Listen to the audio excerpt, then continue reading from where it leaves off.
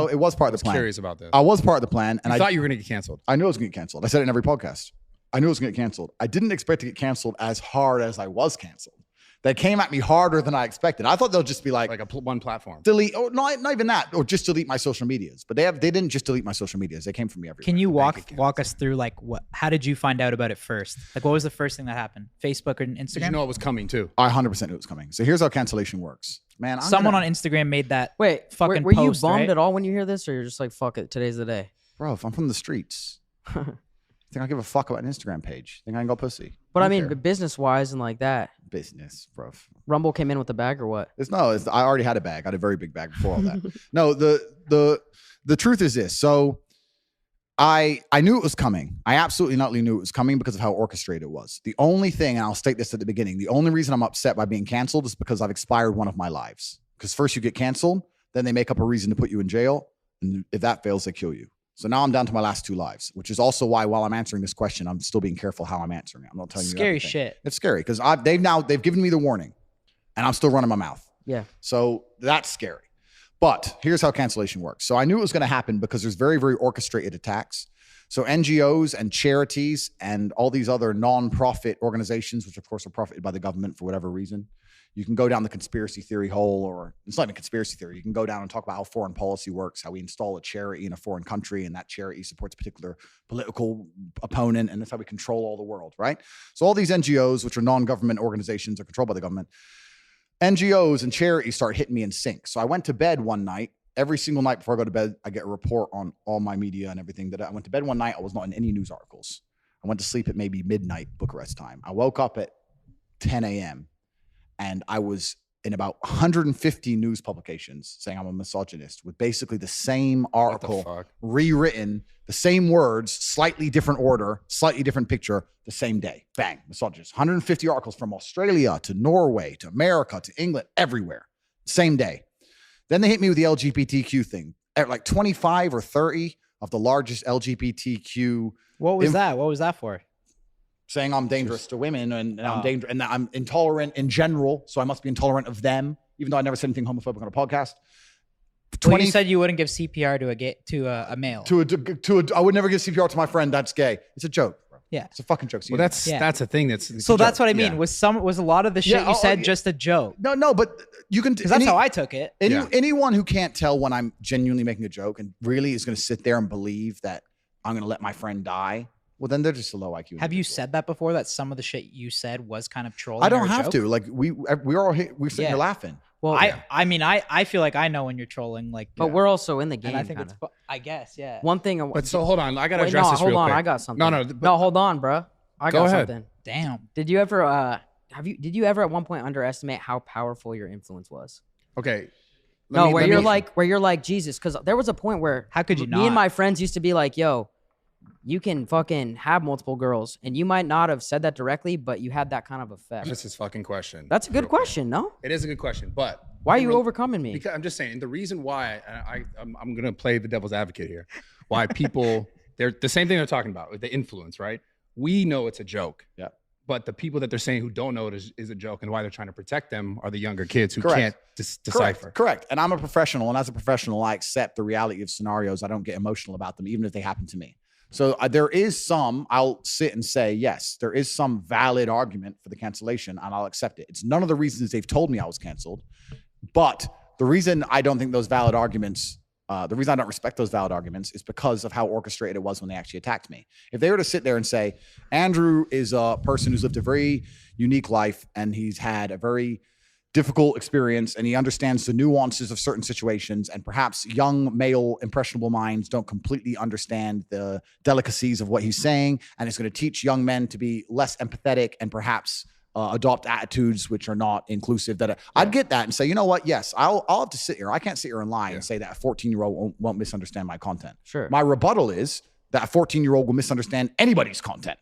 That's a larger argument about the internet as a whole. If you put a 14-year-old on the internet, 90% of what he's going to digest is probably bad. I don't think that's your fault. That's not my fault, right? So that's the first argument. So although I agree with that point, it doesn't apply. If you're going to apply that to me, you have to delete everybody. Yeah. But the other thing is they didn't do that. First, they came at me with the misogyny thing, and then, like I said, 35 LGBTQ whatever influencers or whoever with 5 or 6 million Instagram followers all did a post on the same day, same wording, same time, bam. So there's someone above these people saying, we have to paint a picture that he's so evil they accept the cancellation. First, that's what they do. They have to paint you as evil, then they cancel you, and then they continue the evil painting once you don't have a voice. And the idea is that everyone believes you're evil and you're dead and you're gone. That's what they're trying to do.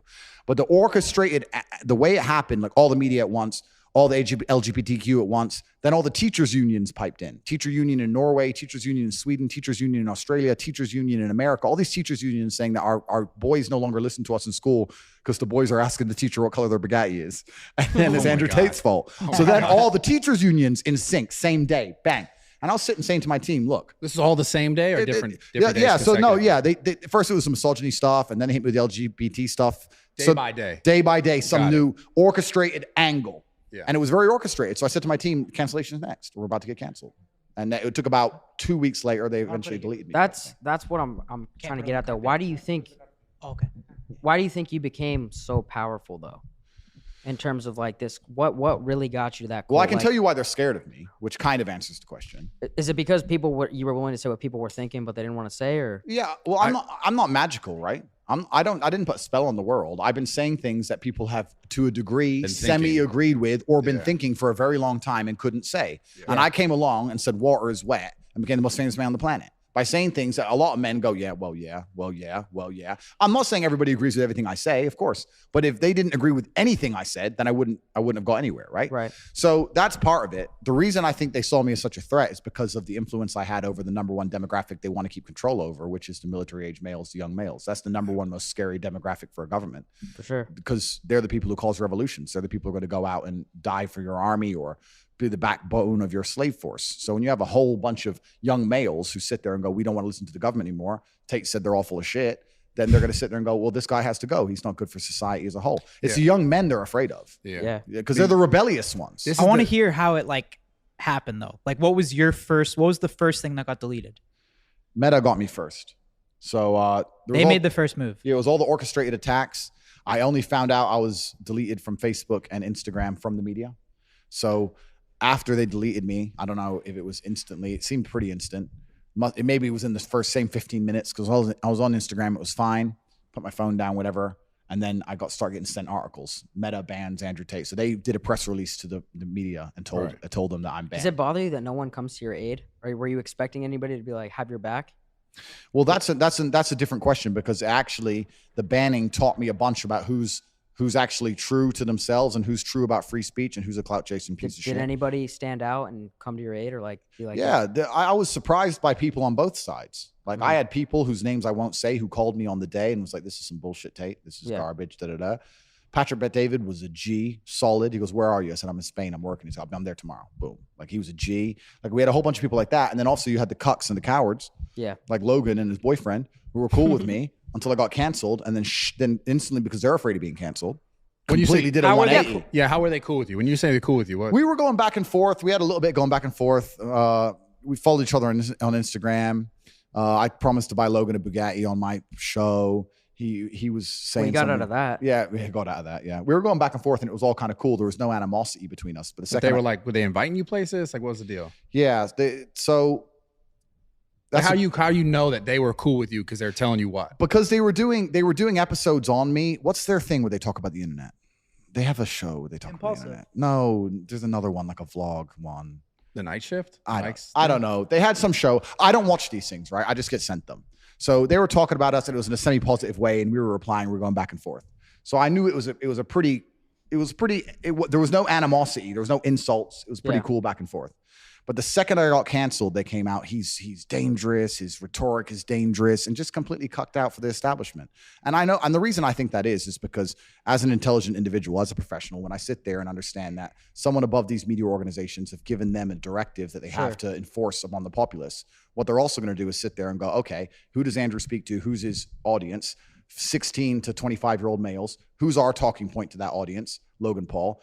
He's in our pocket. He's an agent of the Matrix. So I don't think you have the same audience as Logan Paul. Wait. No, but they think that. So, my audience is different, but they'll sit there and go, we have to make everyone think Andrew Tate is bad. The young men like Andrew Tate. Who do the young men listen to? Logan Paul. So make Logan Paul say bad shit. Brad, we said that. Yeah, but We what- said that we thought that Logan like had to do that. Of course he hold on, did. Hold on, but you think someone actually told Logan, "Hey, Fuck yes. this is what you need to do." Fuck yes. Yeah, I like think so that's too. straightforward. I don't think it was yes. YouTube. I think it could have been his management. His manager, YouTube, fucking who knows who. But maybe someone even sat and said- honestly, maybe even himself. Maybe he's like, yo, I I mean, endorsed do you- Tate. do I you gotta take- backtrack.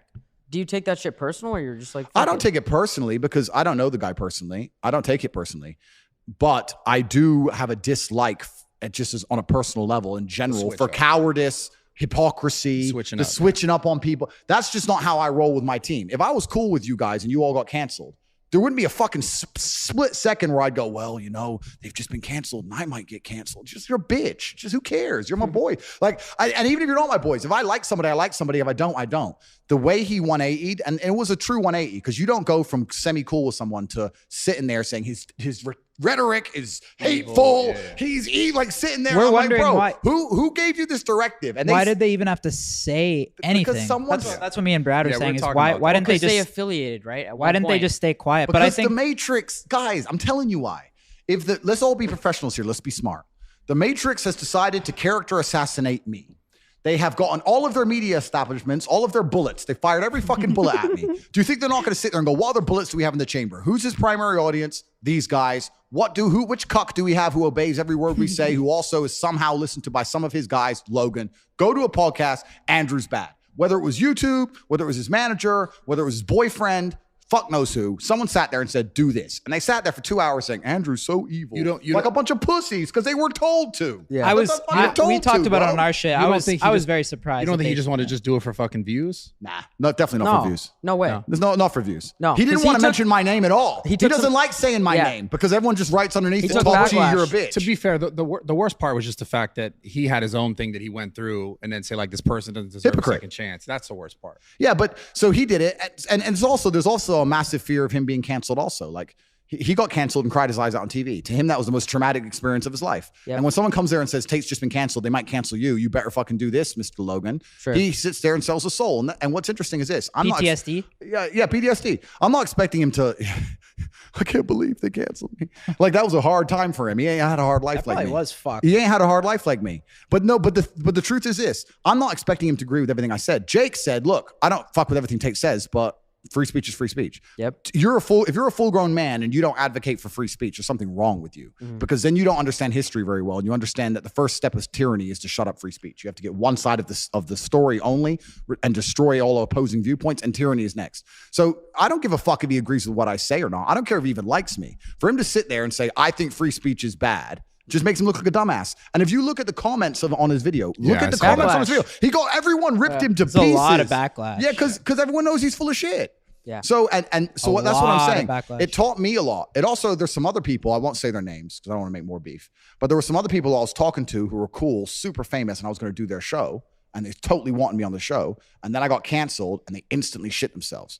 And that went both ways. Like I was speaking to How Patrick. long ago was that? No, I was speaking to Patrick Bet David in the uprun to getting canceled. Got canceled. He said, "Don't care. We're doing it." Yeah. And I was like, "Whoa, gangster." Other people were like, "Oh, you got canceled," and shit themselves and pussied out, which also shows me a lot. I'm not going to say their names. I'm not going to call them out, but they know who they are, and I know who they are. But what about Pierce Morgan? You just did. Piers is And separate, by the man. way, I Piers just is- want to say real quick that I think it's bullshit, and I thought you did really well in there. They just argue. They interrupt. Yeah. to I get think the main clips. thing with Logan too, that when he took it too far, was what he said is that if other creators collab with them and give Tate a platform, like that's not okay. Yeah, don't give Tate a platform. Don't make the Tate brothers more famous than the Paul brothers. He was a bit jealous, but he definitely got told Well, to do what he was done. What do you he think did. about like? I think you started maybe a domino effect because we saw Kanye just bought a private platform. You see that? Yeah, I did. Yeah. Parlor. You think About that's all a Parler. game where he acts out to kind of like follow? No, you don't have to act out to move platform. I think that there is a lot of pressure behind the dam, and this is another thing I want to make public. I want to make clear to the world. I don't have beef with the social media companies. I don't have beef with Susan and YouTube. I don't have beef with Meta and Zuck. I don't give a fuck, right? I don't have personal beef with these people, and I'm not even mad at them for banning me, Sure. right? But I do think, and like I said, I talk about things from a non-emotional standpoint, from a professional standpoint. I do think they made a mistake. And I'm not saying that because it's me. I'm not saying that because I want to get back on. I'm saying that because when you do something like they've done, like the mass cancellation of me, it's very, very important that you do not come across as tyrannical. You have to be seen to be fair and non-biased. And everyone for a long time knew that wasn't the case. And banning me added more fuel to the fire, added more pressure to the dam. The water behind the dam is these people are not fair. They control all the information. They're not non-biased. They're actually extremely biased. They're tyrannical. And what happens is when you have a lot of pressure behind a dam, it takes a very small crack for the whole thing to explode.